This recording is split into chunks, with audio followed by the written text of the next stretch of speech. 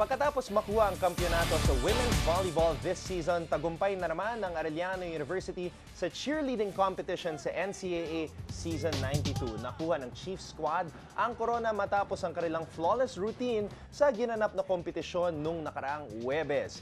Ito ang ikalawang NCAA cheerleading title ng Arellano. Now, let's talk to their coach, Lucky San Juan, and team members na sina Carlito Celso, Arcel Mainit, Christopher Villanueva, at Jenilyn Saldana, ang NCAA Season 92 Cheerleading Competition Champions, Arellano Chief Squad. Good evening po sa inyo. Coach, I'll start with you. Coach Lucky San Juan, you've been part of the team since 2011. Nakapag-champion kayo noong 2014. Season 90 ng NCAA. Now you're champions again. Ano ang feeling? This is your second championship sa cheerleading competition. For me, masaya kasi ito yung mga isa sa pangarap ko. Then, ito rin yung mga pangarap ng mga bata. Mula nang pumasok sila sa team, then naging mindset sa kanila, then naging goal nila yung maging champion kasi minahal nila yung sports nila. Okay, Coach, now naikwento mo sa akin na marami kayong pinagdaanan to become champions once again. How hard is it to prepare for one entire year para sa isang competition na mangyayari lang sa isang araw? Sobrang parang ang hirap sa part ko. Then syempre, sa member ko kasi naapektuhan sila palagi kapag may problema. Then yun nga, yung kailangan kong gumawa ng way para ma-resolbahan yun. Then, kailangan ko talagang ipa-mindset sa kanila na yung problema nandyan lang palagi. Then, kailangan nating ayusin yan as long na nandito tayo as a family para sa championship na pinaghahandaan natin. Jenilyn, naikwento mo sa akin kanina na maraming naging problema sa team. Internal problems, mga teammates na nag-away, teammates na nag-quit. Paano naman nag-react yung team sa mga pangyayaring yon nung merong mga nakakagulat na events na nangyari leading up to the competition? Siyempre nung una po parang mahirap po, parang hindi po namin ma-imagine kung paano po namin magagawa yung routine kasi po parang importante rin po yung mga players. So parang nag-usap-usap na lang rin po kami na kaya po namin to, na kailangan buo kami kahit anong mangyari. Carlito, balita ko nagde-training daw kayo ng sobrang aga. Nagja-jogging daw kayo ng 4 a.m. Totoo ba to? Yes po, sa Malacanang po, sa may likod po ng school namin.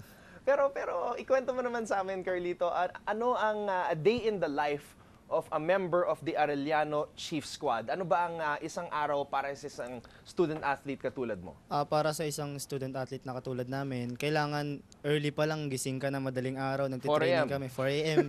Tatakbo kami sa Malacanang, tapos konting rest lang, breakfast konti, tapos training sa umaga hanggang 12 noon. Tapos mag-aaral pa kayo? Tapos tas lunch lang, tapos ligo na, tapos pasok sa OJT, pasok sa mga subjects namin. Ayun, ganun kahirap. Okay, Carlito, Jenilyn, graduating na kayo. Si Arcel, graduating din. Po. Ano ang feeling, Arcel? Graduating kayo bilang isang kampiyon. Siyempre po, unang-una, sobrang saya kasi yung na-achieve mo yung sobrang hirap ng ginagawa mo na ipagsabay mo yung responsibilities mo as a captain ng team, tapos nag-aaral pa as a graduating student. Tapos training po araw-araw, ng hard training po talaga, kaya sobrang saya po talaga na ang lahat ng paghihirap ng yon yung nagbunga ng magandang resulta. So si Arcel, si Jenilyn at si Carlito mag-graduate, pero itong si Christopher, third year student pa lang. So ibig sabihin, meron ka pang 2 years. Mamimiss mo ba ang teammates mo, Christopher? Sobra po. Lalong-lalo na po yung kapartner ko sa Stans, si Jerilyn, sa si Arcel po. Siya po yung pinaka-best friend ko. Sobrang mamimiss ko po talaga. Si Coach Lucky, mamimiss mo ba? Siyempre naman po, sobra pag gumraduate na. Bakit mo love si Coach Lucky? Kasi siya na po yung naging pangalawang magulang namin. Laging umaalalay sa amin kung ano yung dapat namin gawin. Yun. Coach Lucky, naikwento mo sa akin na you used to compete for Arellano University sa cheerleading competition.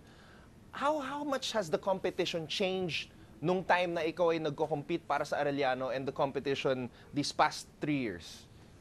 Yung nagko-compete ako sa Arellano nung 2009, yung first time ng Arellano sa NCAA. Then, actually, nagsisimula lang din ako. Doon din yung first time na naging cheerleader ako. Tapos, then, nag-compete kami, yun, natalo. Tapos, umalis ako sa Arellano, lumipat ako ng ibang school. Nag-aral ako sa ibang school. Tapos, yung time na yung mga friend ko na cheerleader, naiwan sila doon. Tapos yung, sabi ko, yung kinuha nila ako maging coach. Kinuha ko ni Coach Jay na maging coach ako ni Coach Jay Javier. Gagawin ko yung part na dapat ginagawa ng mga player dito, na parang hindi ko gagawin ko ano yung mga nangyari yung naging cheerleader ako dito. Tapos, kailangan kong gawin yung magandang paraan para umangat sila. Then, sinimulan namin, unti-unti. Coach, pag-usapan natin yung day ng actual competition. Second nag-perform yung winningest team sa kasaysayan ng NCAA cheerleading competition, ang Altas Perp Squad. And then, fifth kayo. Yes. So, pinanood nyo ba yung performance ng Altas Perp Squad? Actually, hindi namin sila pinanood. Hindi. So, yung first 4 teams na nag-perform, pinanood nyo ba o Hindi wala? rin. Wala. So, plano yon, as in mindset Yes, na yes. magfo-focus lang kayo sa sarili ng performance. Yes. Okay. Kasi nga sabi ko nga sa mga player ko, wala tayong ibang iintindihin kundi yung routine natin, yung sarili natin. Pag tinawag tayo ng mga marshal, mga organizer na lalabas na, tsaka lang tayo lalabas. Hindi tayo pwedeng kahit ultimo silip, ultimo sa backstage, imbis na nakaharap kami sa may performing area, hindi kami maharap, sa pader kami nakaharap. Kumbaga parang isipin nyo lang isipin yung gagawin natin. Hindi tayo pwedeng umisip ng gagawin ng kalaban natin. Okay. Para hindi sila makagulo sa performance ninyo. Kasi dahil pumapasok yung, ang galing-galing nila. Kasi unang-una, almost bago lahat yung nagpe-perform sa akin. Yes. Parang first timer, although na may mga competition sila ng mga high school sila, pero iba pa rin yung competition pagka nandito na sa NCAA, tapos televised pa. Talagang, syempre yung kaban nila hindi nawawala. So, Jeneline, ano yung feeling na nagpe-perform ka sa isang napakaliwanag na venue, ang Mall of Asia Arena, all those past couple of months ng hard work, tapos ginawa niyo yung routine niyo in front of the fans na nanonood sa MOA. Ano yung feeling? Yung una po, yung nasa labas pa lang po kami, dun pa lang po, dun kabado pa po. Pero nung pagpasok pa lang nung mats, parang wala na po yung kaba, naging excitement na rin po. Excited, sobra po.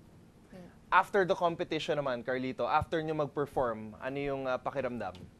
Syempre, sobrang naging masaya ako kasi lahat ng paghihirap namin, nasuklian ng magandang trophy ng championship. Lahat ng literal na dugot pawis na lumalabas sa buong katawan namin, nasuklian ng magandang resulta.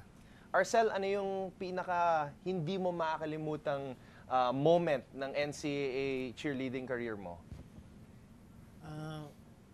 Siyempre po yung ito po, yung championship na nakuha namin. Tapos, Anong mas masaya, yung first championship o ito? para sa akin po, ito, kasi po ito yung last dance ko. Last na dance. Ngayon tapos, yung hindi ko makakalimutan is, siyempre mga teammates po, mga coaches namin. Tapos, lahat po ng hirap, pagod, tas sacrifice, yun, na mamimiss ko po talaga, di ko pa makakalimutan. Well, hindi namin makakalimutan yung napakagandang performance nyo in NCAA Season 92. Congratulations, Coach Lucky. Congratulations, Arellano Chief Squad. And good luck, Christopher, sa susunod na taon dahil magsistay ka pa sa team. Congratulations muli. Hi guys, keep watching The Score for the latest sports updates and don't forget to subscribe to the ABS-CBN Sports in Action YouTube channel.